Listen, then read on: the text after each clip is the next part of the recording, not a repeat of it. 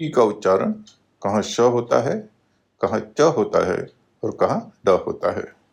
आलिम सर की क्लास, जिसमें बताए जाते हैं अंग्रेजी शब्दों के सही उच्चारण के आसान टिप्स।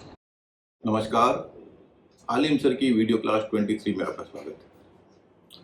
आज हम टी के बारे में बात करेंगे। आप कह सकते हैं कि टी के बारे में क्या बात करनी है, क्योंकि टी का उच्चारण ट होता है, हर कोई जानता है। लेकिन टी का उच्चारण ट ही नहीं होता, च और श भी होता है। जैसे फ्यूचर या पिक्चर, इसमें टी का उच्चारण च हो रहा है।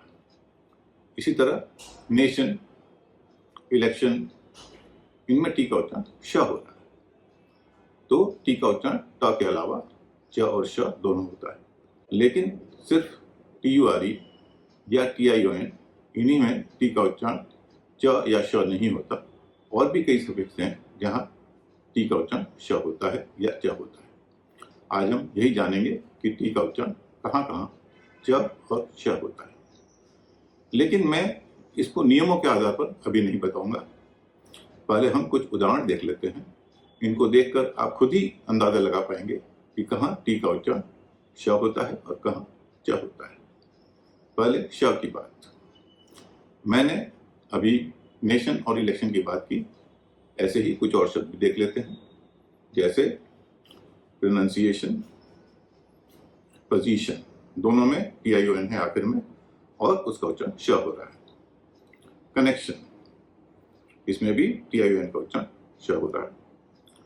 इसके बाद है इसेंशियल, रेजिडेंशियल, इन्फ्लुएंशियल।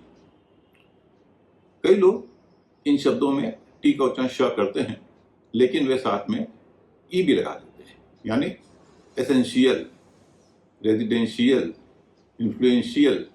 यहाँ शियल नहीं होगा, शल होगा। इसी तरह कॉशस, न्यूट्रिशस, यहाँ पर भी टी के बाद IOUS है, लेकिन आई का उच्चारण नहीं होगा। इसे कहा जाएगा न्यूट्रिशस, न कि न्यूट्रिशियस। पेशेंट, आपने देखे कुछ शब्द जिसमें टी के बाद कुछ सफिक्स हैं और जहां टी का उच्चारण श हो रहा है। एक बार आप इस लिस्ट को फिर से देखें कि आप इसमें कुछ कॉमन पा रहे हैं। ये सही है, टी सब में है, लेकिन टी के बाद क्या है? ION, IAL, IOUS और IENT, यानी इन सभी में टी के बाद आई होना अनिवार्य है। नंबर 2, आई के बाद एक वावल है। जैसे TION में आई के बाद ओ है, TIL में आई के बाद ए है, TIOUS में आई के बाद ओ और यू दो हैं, और पेशेंट में आई के बाद ई है। तो नियम यह बना कि वे सफिक्स जो आई से शुरू होते हैं और जिनके बाद कोई वावल होता है, उनसे पहले अगर टी आता है तो टी का उच्चारण श हो जाता है। फिर से बता रहा हूं, वे सफिक्स जो आई से शुरू होते हैं, जैसे ION, जैसे IAL, जैसे IOUS या IENT, ये सफिक्स है। इनसे पहले अगर टी हो तो टी का उच्चारण श हो जाता है। ये टी सफिक्स से पहले होना जरूरी है। अगर टी शुरू में होगा तब टी का उच्चारण श नहीं होगा। टेबल, टमाटो, इन सब में टी का उच्चारण ट होगा। बीच में भी होगा तब भी नहीं होगा। जरूरी यह है कि टी के बाद कोई ऐसा सफिक्स हो जो आई से शुरू होता हो और उस सफिक्स में भी आई के बाद कोई वॉवल होना चाहिए, तभी उसका उच्चारण श होगा। जैसे एक्टिंग और एक्शन। एक्टिंग में टी के बाद ING है, एक्शन में टी के बाद ION है। लेकिन एक्शन में टी का उच्चारण श हो रहा है। क्यों?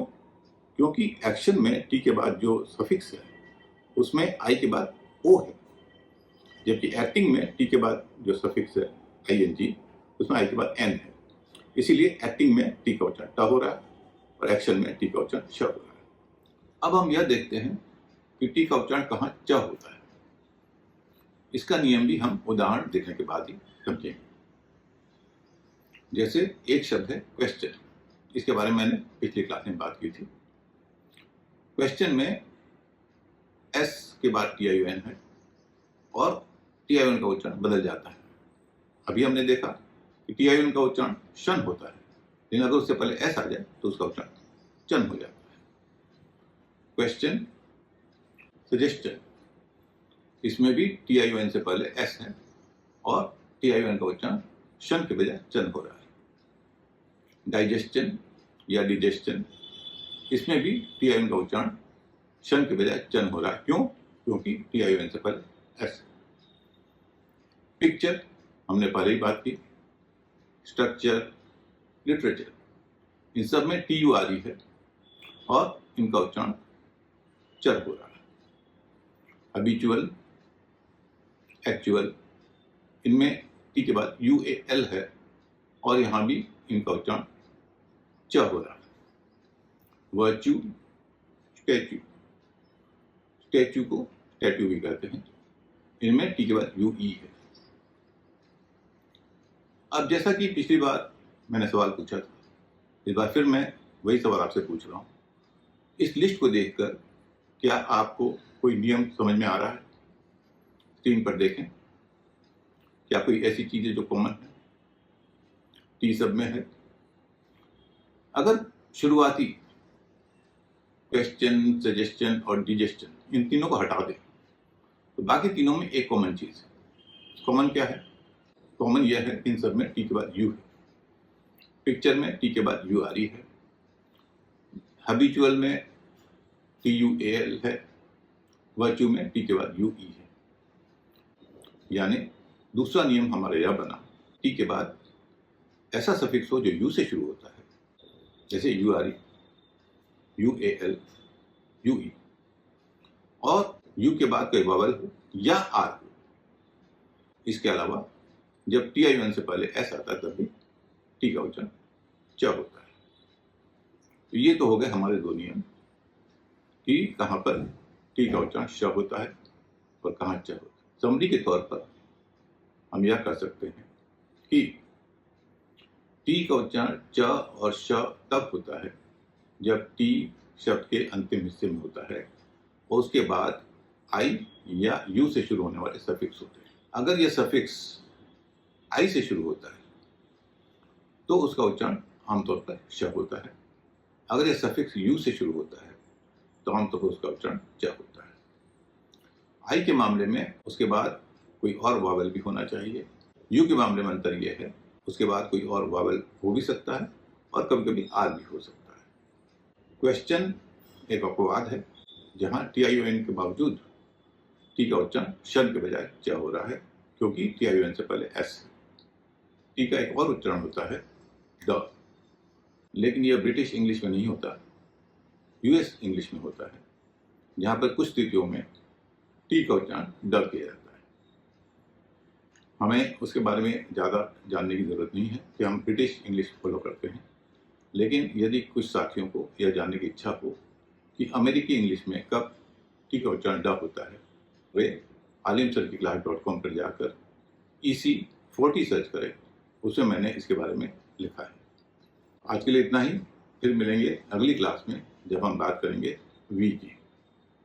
आपको पता होगा वी का उच्चारण वह होता है, लेकिन वह W के वह उच्चारण से अलग होता है। हम उसमें यही बात करेंगे कि वी के वह उच्चारण और W के वह उच्चारण में क्या होता है। अंग्रेजी शब्दों के उच्चारण के बारे में आपको और जानना हो तो पढ़ें आलिम सर की इंग्लिश क्लास। किताब के अलावा ये क्लासें वेबसाइट पर भी उपलब्ध है। विजिट करें alimsarkiclass.com।